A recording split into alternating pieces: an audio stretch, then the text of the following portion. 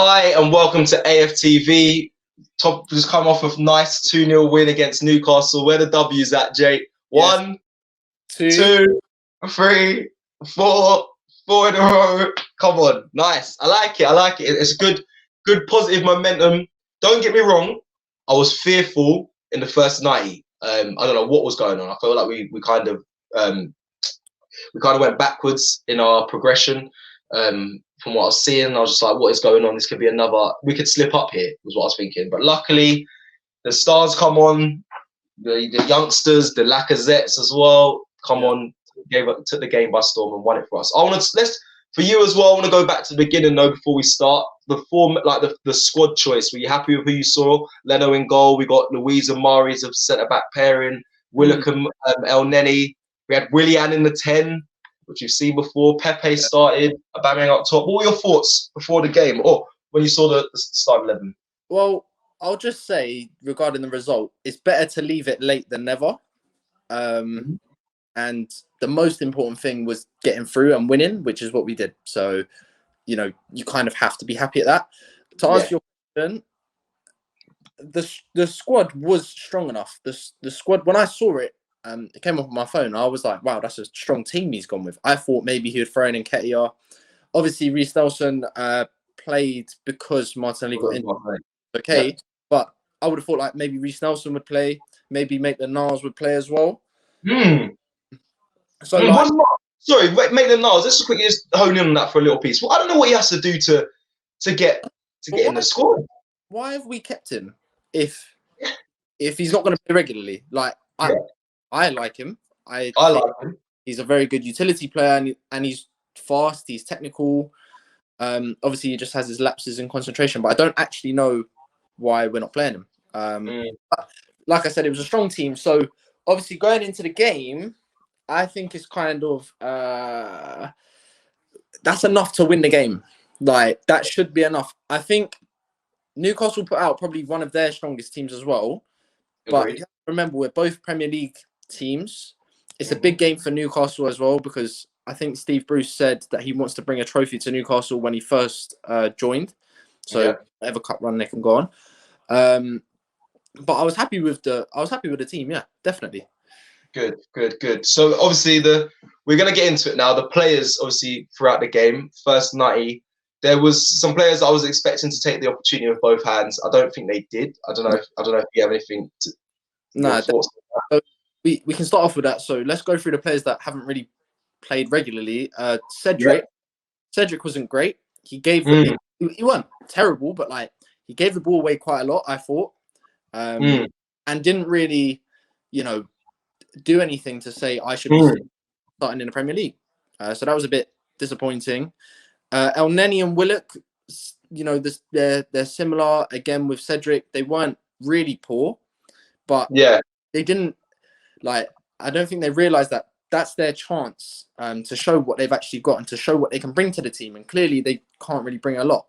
I like Willock a lot, but I feel that he needs to do more. Like he's good in moments and he's good in bits and he's good in the Europa League. He needs to do more constantly throughout the game. That's what I feel. El Neni's just, you can't really get onto El Neni. He'll run around, try and do a job. And I think he accepts what he is as well. He's someone he's not. And then you get onto the other two people that haven't. Well, the front three, attacking three behind Aubameyang. Pepe didn't really do anything. Didn't pull up any trees. I think the big issue is he always needs two issues. One, he always needs a lot of space to operate. He comes to feet a lot, someone else said that he always wants the ball to feet. I think that becomes predictable, very predictable. He needs space behind, but I've said it many times. He'll try and beat one player, another player doubles up on him, and he doesn't know what to do after when the second player arrives.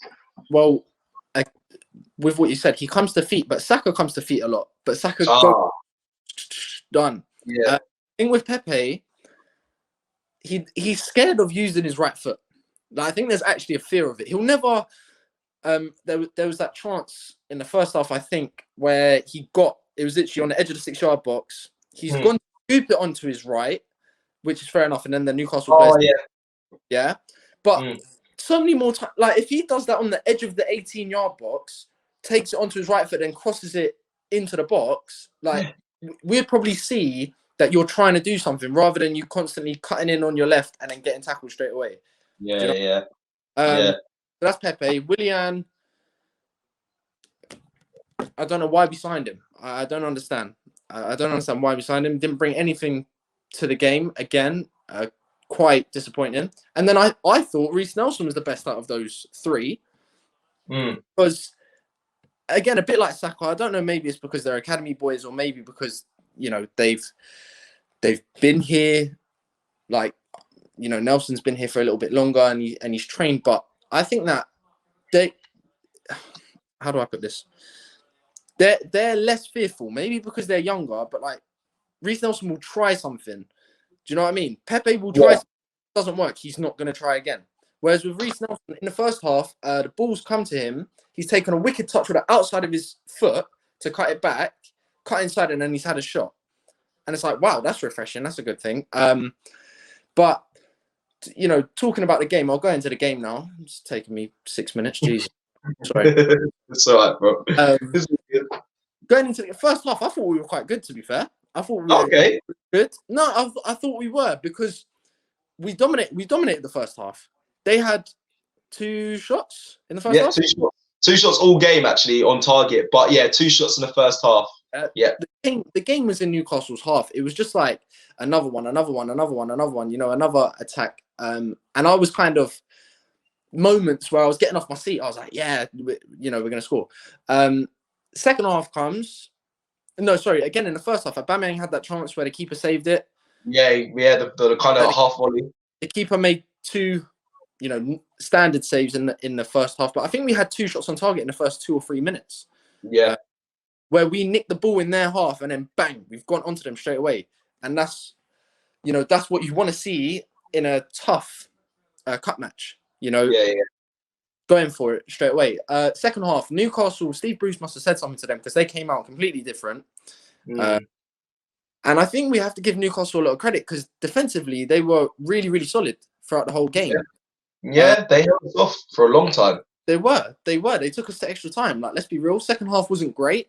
The second half only got lively towards the end. So Leno has earned his wages for the week because that save. No, without that, we would be out of this competition. Yeah, like, facts. Would have gone out. The way he saved it and then jumped and flicked it and then jumped and got on the ball. Crazy reactions. How is he doing that? How? Yeah, bad. And I think the whole game, Leno, he didn't have a lot to do, but he was good with his feet. He was, you know, commanding.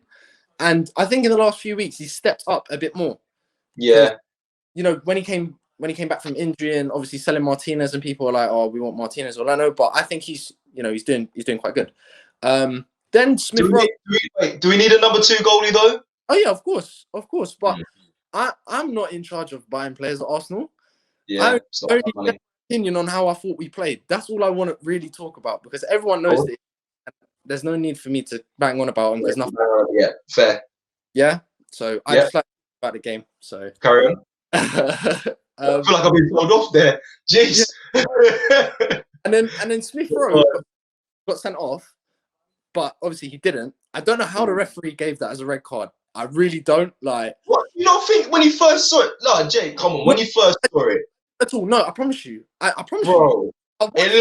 It looked outrageous. No, it wasn't. Smith Rowe was 2 seconds late, but not into the player. Like the player's here. Smith Rowe slid, and the player's just clipped him. It's not like he's done that. Do you know what I mean?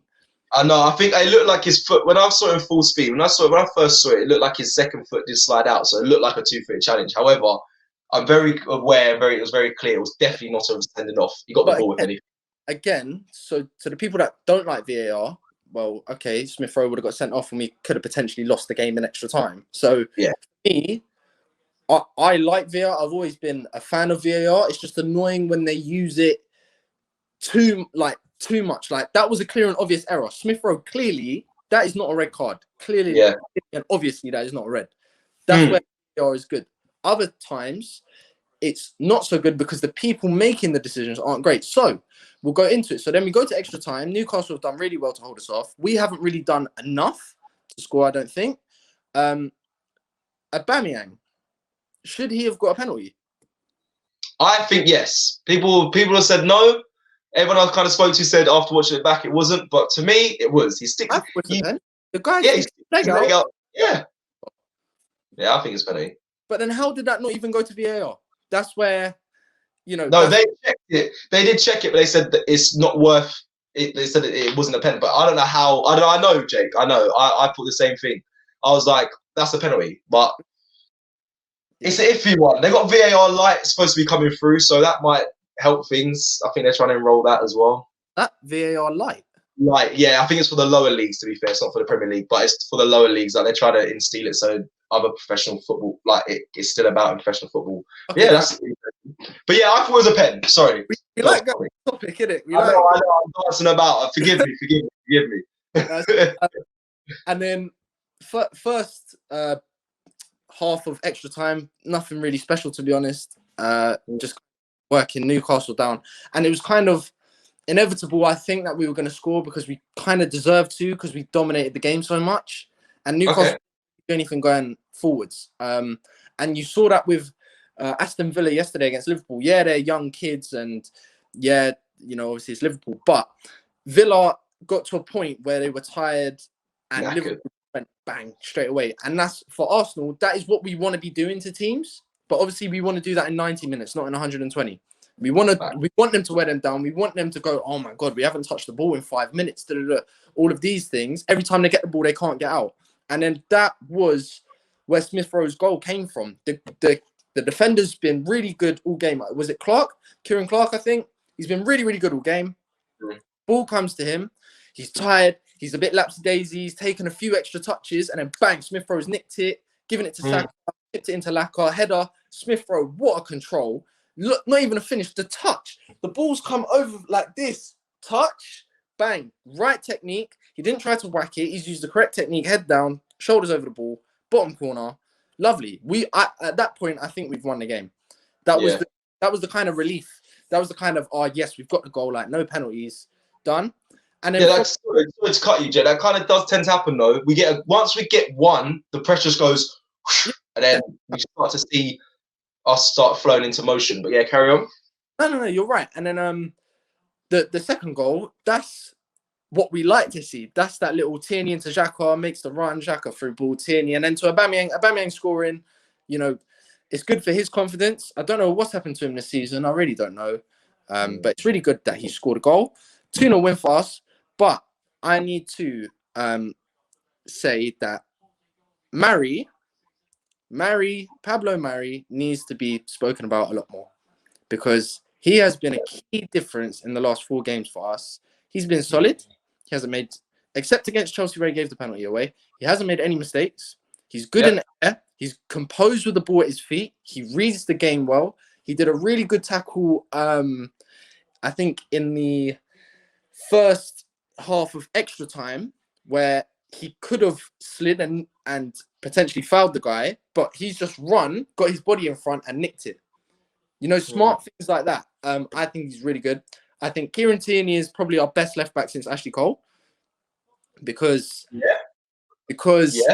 the way he is, if only we had Tierney and Giroud, because Tierney's crosses are unbelievable in the sense where they're not always a cross into the box. Look at the one where he pulled it back for Willock or Nelson, was it? Yeah.